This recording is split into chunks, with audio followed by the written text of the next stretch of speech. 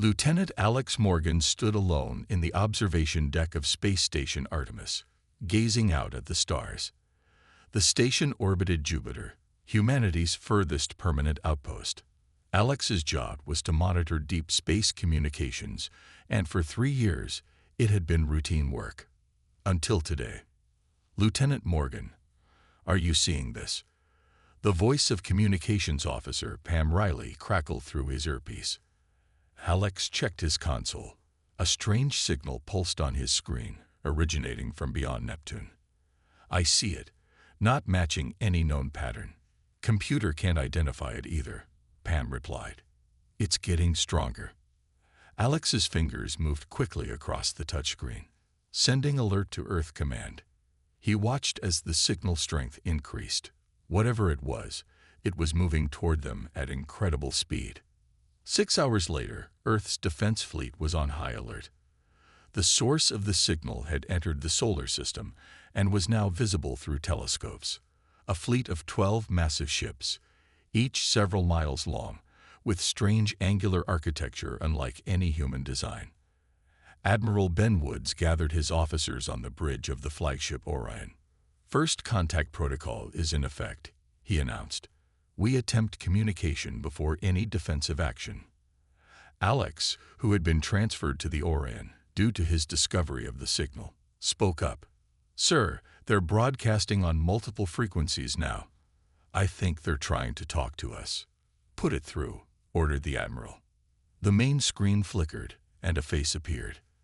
The creature had greenish-brown scales, vertical pupils and yellow eyes, and a jaw lined with sharp teeth. When it spoke, a translation program converted its hissing sounds into English. I am Commander Vextalic of the Zeraxian Empire.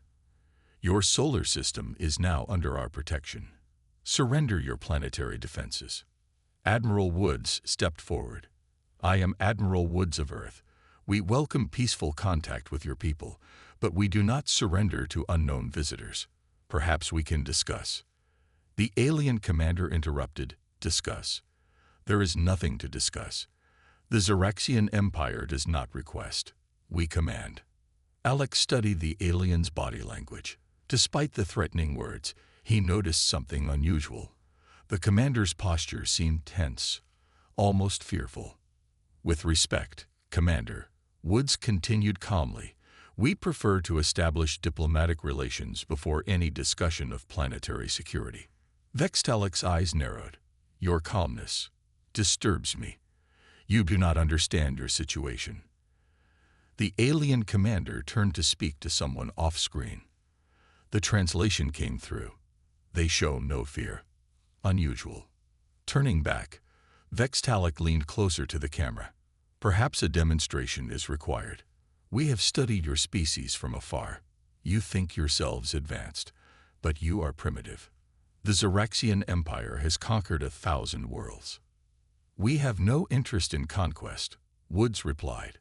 Only peaceful exchange of knowledge and culture. This seemed to agitate the alien commander further. Peace. You will beg for peace when you witness our power. We possess weapons beyond your understanding. Alex watched as other Zeraxians moved around their bridge, all showing similar signs of agitation. Something about humans was clearly unsettling them. Vextalic's jaw opened wide, displaying rows of teeth in what humans would later learn was a dominance display. You leave us no choice. We will demonstrate our superiority. On your Mars colony, we will unleash the beast. The transmission cut abruptly. Admiral Woods turned to his crew. All ships to defensive positions around Mars. Evacuate the colony immediately. Alex approached the Admiral. Sir, something seems off. They seem scared of us. Scared? They just threatened to attack Mars. Yes, but did you notice how they reacted to our calmness? It's like they expected us to panic. The Admiral nodded slowly. Good observation, Lieutenant. Let's see what this beast is, and prepare for anything. As the Earth fleet moved to protect Mars, the Zeraxian ships maintained distance, watching. Whatever they planned to unleash, humanity would soon discover that the universe held many surprises, And not all threats were what they seemed. The Mars colony of New Olympus received the evacuation order with practiced efficiency. Within hours, most of the 5,000 residents had boarded emergency shuttles bound for Earth, but not everyone left. Captain Lisa Warren stood on the observation platform overlooking the main dome, watching the last civilian shuttle depart. As head of colony security, she had volunteered to stay behind with a small team to monitor the Zoraxian threat. "Last shuttle's away, Captain," said Security Chief John Rivera, joining her at the railing. "Just the 30 of us left now." Lisa nodded. "Any update on our visitors?" "One of their smaller ships broke from the main fleet. It'll reach Mars orbit in about 20 minutes. They watched the red landscape outside the dome, the setting sun casting long shadows across the dusty terrain.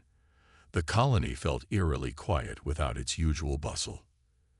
"You think this beast is some kind of bioweapon?" John asked, checking his sidearm.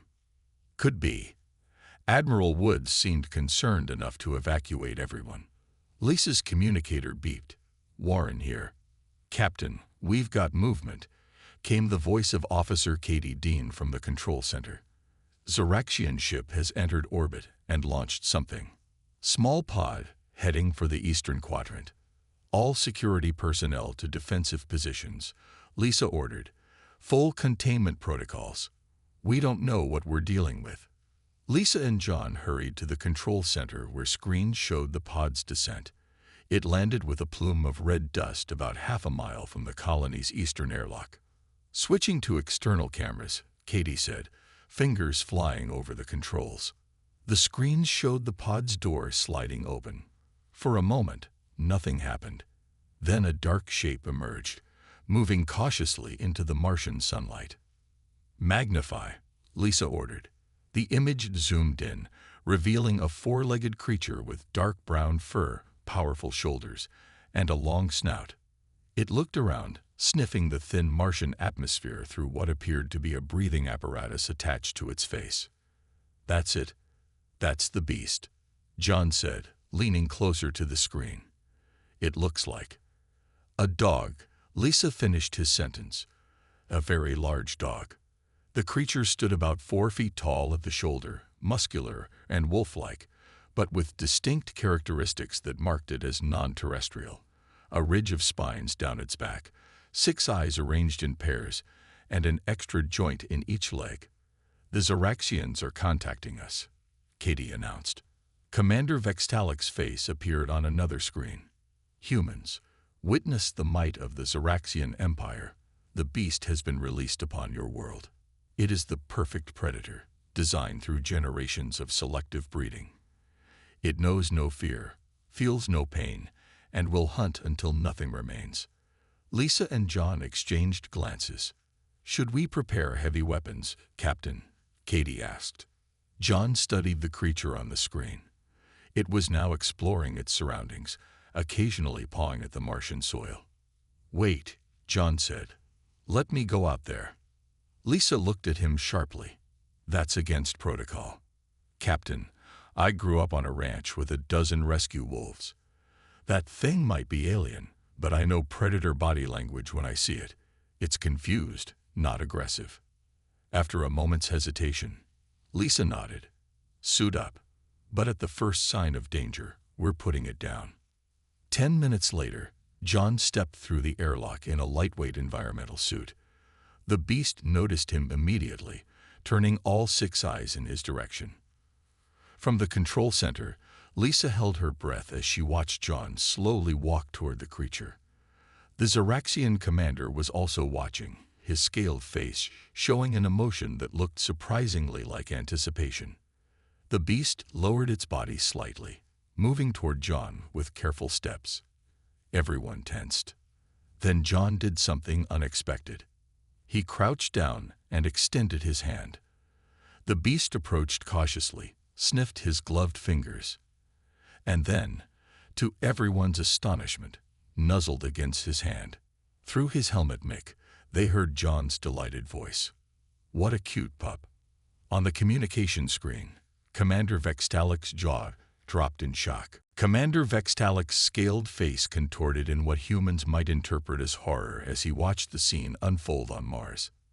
His mighty beast, the terror of 17 star systems, was now sitting on its haunches while Chief Rivera scratched behind its ears. "This is impossible," Vextalic hissed. "The beast has been bred for aggression. It should be tearing that human apart." On the colony's control deck, Lisa watched with amazement as John led the alien creature back toward the airlock. The beast followed willingly, occasionally bounding ahead, and then circling back like an excited puppy. "Captain, the Xeraxian ship is hailing us again," Katie said. Lisa straightened her uniform. "Put them through." Commander Vextalic appeared, his vertical pupils narrowed to thin slits. "What trickery is this? How are you controlling our beast?" "No tricks, Commander," Lisa replied calmly. "Chief Rivera simply understands animals."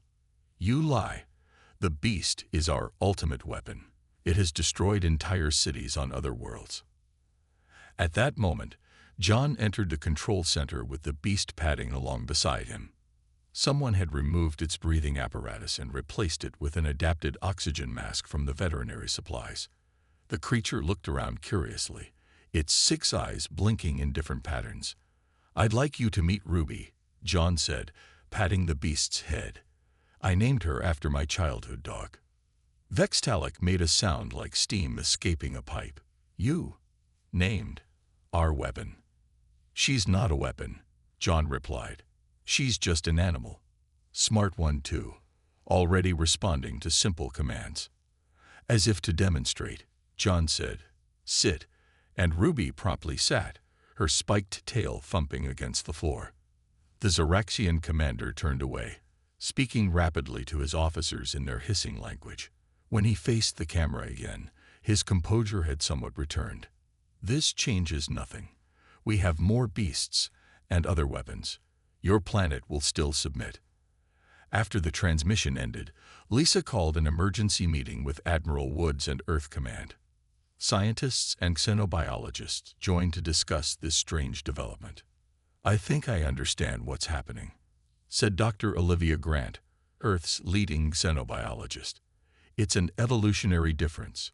From what we can see of Xeraxian physiology, they evolved from prey species, not predators." "Like rabbits or deer?"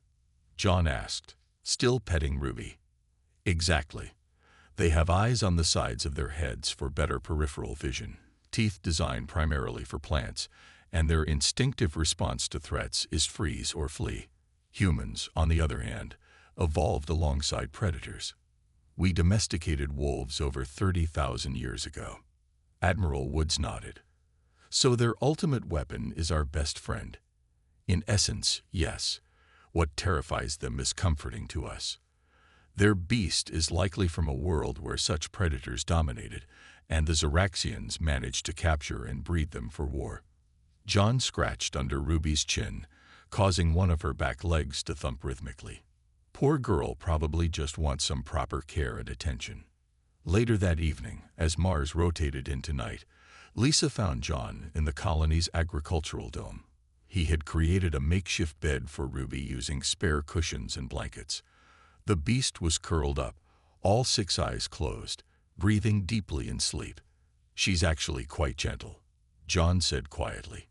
"Their so-called weapon of terror just needed someone who wasn't afraid of her." Lisa sat beside him. "Earth Command wants us to prepare for the next Xeraxian move. They're clearly embarrassed, which makes them dangerous." "I know, but I think we've discovered something important about them." John gazed thoughtfully at the sleeping alien creature.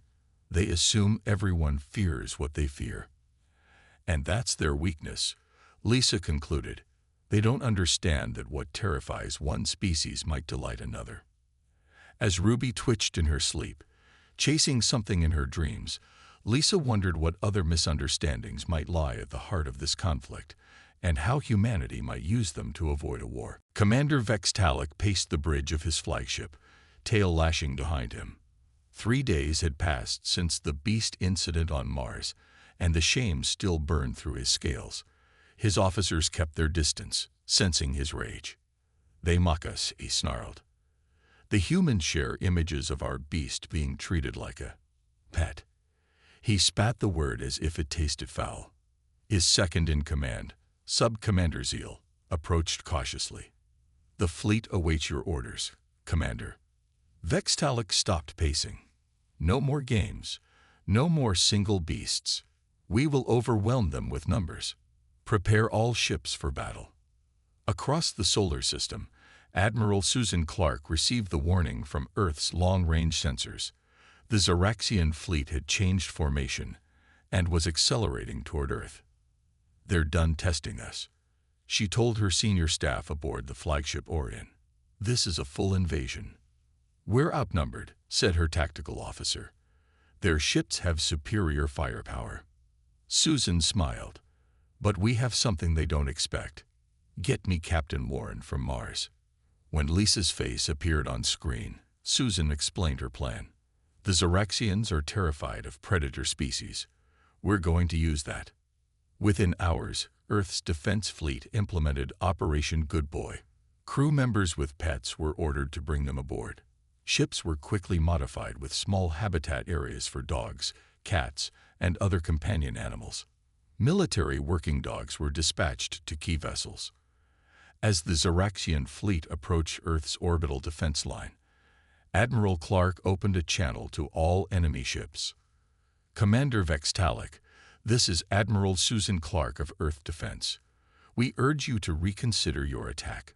We wish for peaceful relations. Vextalic's face appeared on screen. Peace? You humiliated us. Now you will learn respect. Susan nodded to her communications officer. The screen split to show various areas of Earth ships. Each view featured human crew members alongside their animal companions, German shepherds in security sections, tabby cats perched on navigation consoles, even small hamsters in their habitat tubes. Every ship in our fleet carries multiple beasts, Commander, Susan said calmly. They live with us, work with us, and will fight with us. The effect on the Xeraxians was immediate. Bridge officers visibly recoiled. Some abandoned their stations entirely. Vextalic himself seemed frozen in horror. You keep beasts on your warships. Willingly? His voice wavered. They're our partners, Susan replied, reaching down to pet the Belgian Malinois sitting attentively beside her chair. This is Max, my personal security companion. The Xeraxian commander's scales paled to a sickly yellow. This is madness. You contaminate your vessels with predators. The Xeraxian fleet suddenly began breaking formation. Several smaller ships immediately reversed course. Sir, Zeal's voice came from off-screen. The crew is refusing orders. They fear the humans will release beasts onto our ships if we get too close. Susan pressed her advantage. We don't wish for conflict, Commander, but be aware that every human habitat, our colonies, stations, and ships, contains what you call beasts. They are part of our society. Vextalic seemed to be losing control of his fleet. More ships were turning away, ignoring his frantic commands. This isn't over, he hissed before cutting transmission. Within the hour, the Xeraxian fleet retreated beyond Mars orbit. Human ships maintained position, ready for any trick or return. In the Admiral's quarters later that evening, Susan sat with her senior staff reviewing the encounter. They ran from our pets, Lieutenant Alex Morgan said, still amazed. Actual warships fooled because of dogs and cats. Susan nodded, scratching Max behind the ears. Fear is a powerful weapon. They couldn't comprehend a species that bonds with predators. What happens now? Asked her strategic officer. They'll regroup and reconsider, Susan replied. And we need to understand them better too. This wasn't just about pets. It revealed something fundamental about their psychology. As Max dozed at her feet, Susan looked at the star chart showing the retreating Xeraxian fleet. This wasn't victory, merely a reprieve. But for the first time, humans had found the aliens' weakness, and it was something humanity had turned into strength thousands of years ago. the ability to make friends with the beasts. The Earth Defense Council meeting stretched into its fifth hour.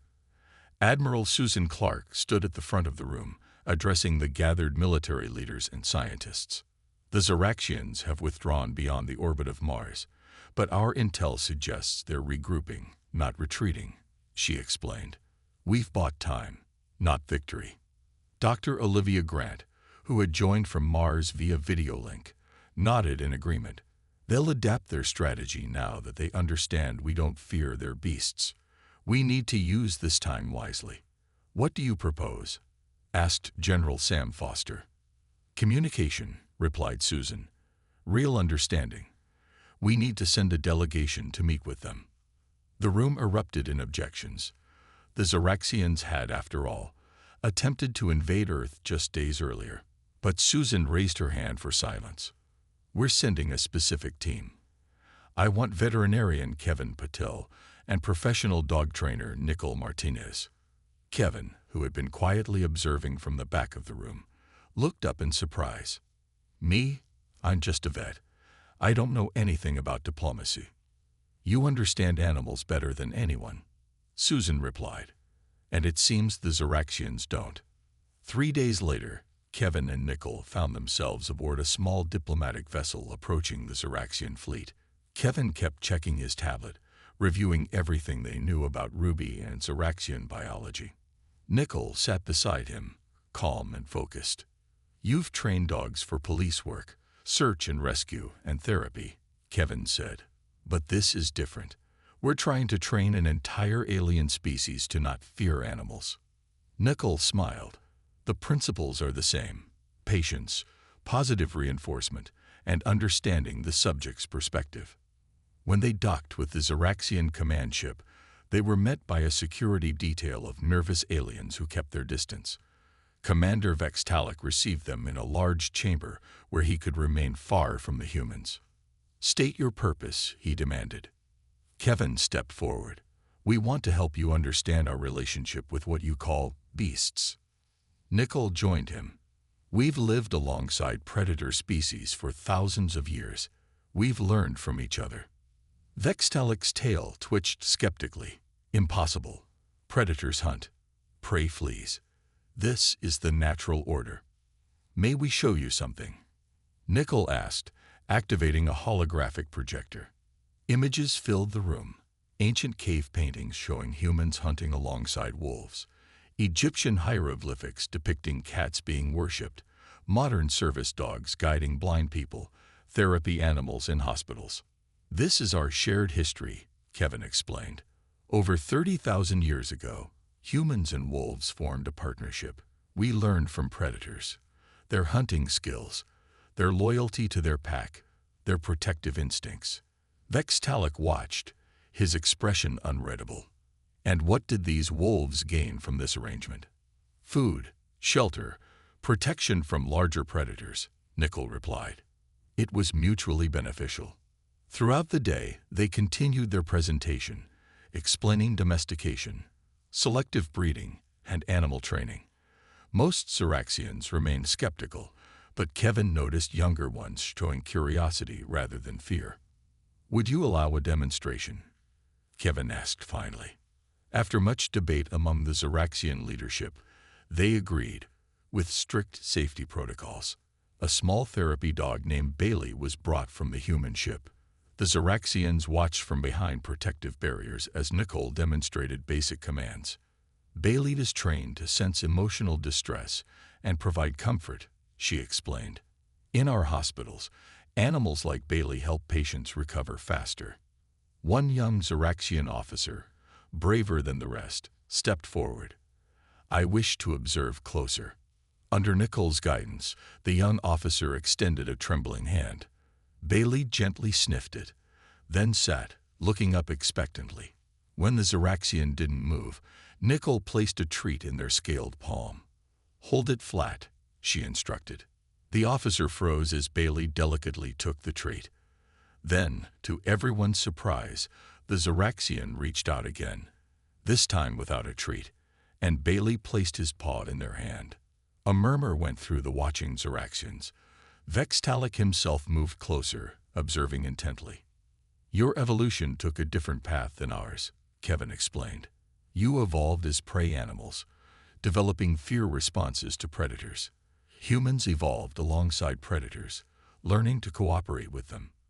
As more young Zoraxians cautiously approached Bailey, Nickel saw something changing in their body language, fear giving way to fascination. This is just the beginning, she told Vextalic. Understanding doesn't happen in a day, but it can start with a single moment. The peace talks between humans and Zoraxians had progressed for nearly 3 weeks when the attack came. Without warning, 5 massive ships appeared near Jupiter, their design unlike anything seen before. Unknown vessels approaching, announced the censor officer aboard the diplomatic station where the talks were being held. They're not responding to hails. Commander Vextalic, who had reluctantly joined the human Zoraxian diplomatic team, looked at the sensor readings. His scales darkened with fear. Krell warships, he said, voice tight. They are enemies of both our peoples. Admiral Susan Clark moved quickly to the command center. How soon can our defense fleet arrive? 2 hours at best, replied her aide. Vextalic's tail twitched nervously. We will not survive 2 hours. The Krell are merciless hunters. The first attack hit the station hard, rocking it and damaging the outer docking ring. Emergency systems activated as people scrambled for safety. They've disabled our main weapons array, reported Katie. Shields at 60%. A communication request flashed on the main screen. Susan nodded, and the face of a Krell commander appeared. The alien looked vaguely insectoid, with compound eyes and mandibles that clicked as it spoke. Surrender the station, the Krell demanded.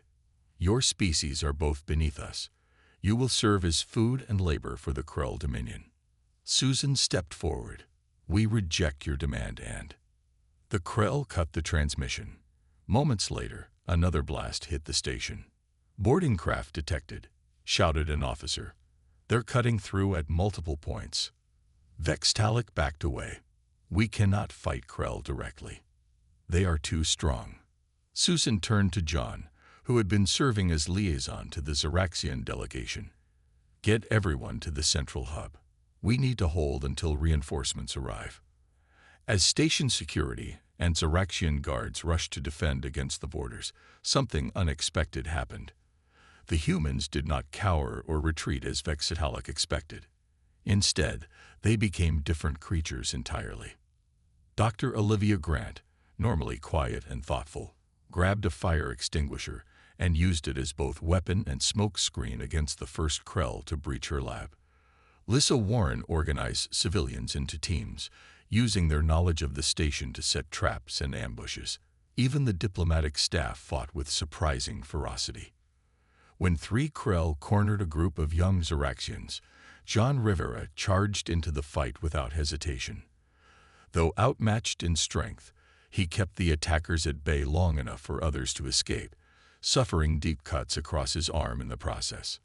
Vextalic watched in shock as the humans transformed before his eyes. The same species that played with beasts and spoke of peace now fought with a savagery that matched any predator.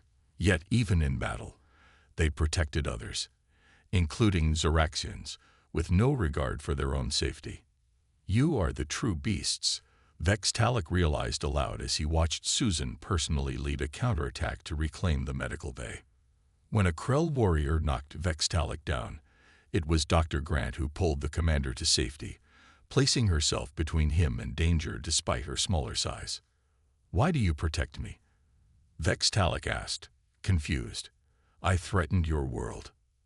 Because that's what humans do, she replied simply, helping him to his feet.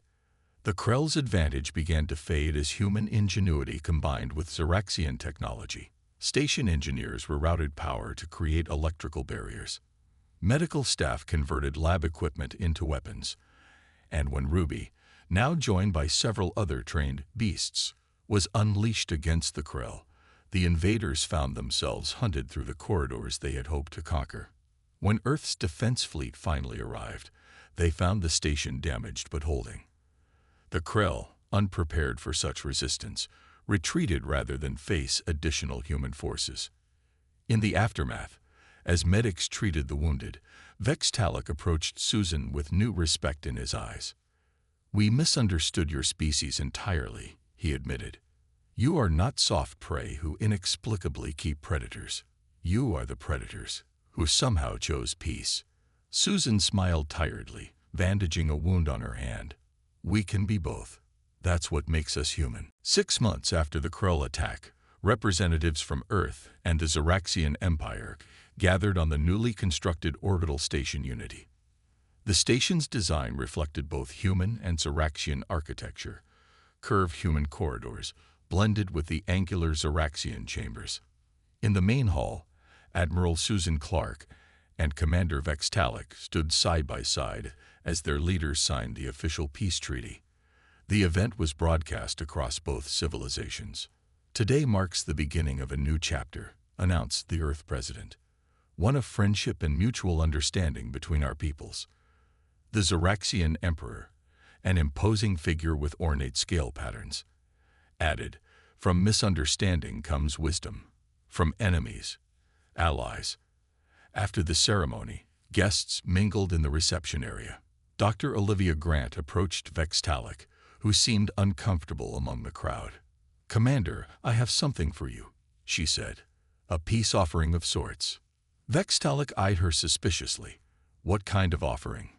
Olivia smiled and motioned to an assistant who carried a small containment unit. "Someone I think you should meet." The assistant opened the unit, revealing a small, fluffy creature with soft gray fur and bright blue eyes. It was a cat, specially bred and trained for therapy purposes. Vextalic immediately stepped back. "You bring a beast to me. Is this a joke?" "This is Whiskers," Olivia explained gently. "She's been specially trained to help people overcome fear. Several young Xeraxians in our cultural exchange program have already made friends with her." "I am a military commander," Vextalic said stiffly. "I do not need therapy from a beast." John Rivera joined them, the scars on his arm still visible from the Krull attack. "Nobody's forcing you, Commander, but consider it a symbol of how far we've come." Vextalic looked around. Other Xeraxians were watching, including some younger officers who had begun the animal therapy program. They looked at him expectantly. With visible reluctance, Vextalic extended one clawed hand. The assistant placed Whiskers nearby, allowing the cat to approach on her own.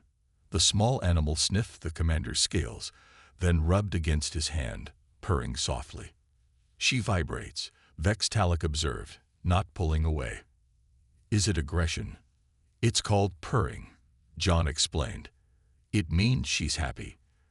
Later that evening, as the celebrations continued, Admiral Clark found Lisa Warren watching the stars from the observation deck.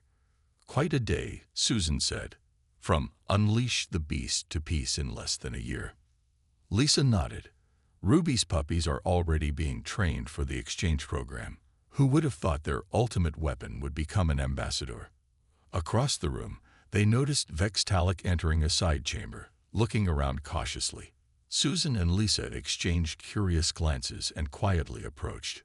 Through the doorway, they saw the commander sitting alone. On his lap, curled contentedly, was Whiskers. Vextalic was gently stroking the cat's fur with one finger, his expression a mixture of wonder and embarrassment. When he noticed them watching, Vextalic quickly composed himself. "The beast followed me. I was attempting to study its behavior." Susan managed to keep a straight face. "Of course, Commander. Your dedication to cross-species research is admirable."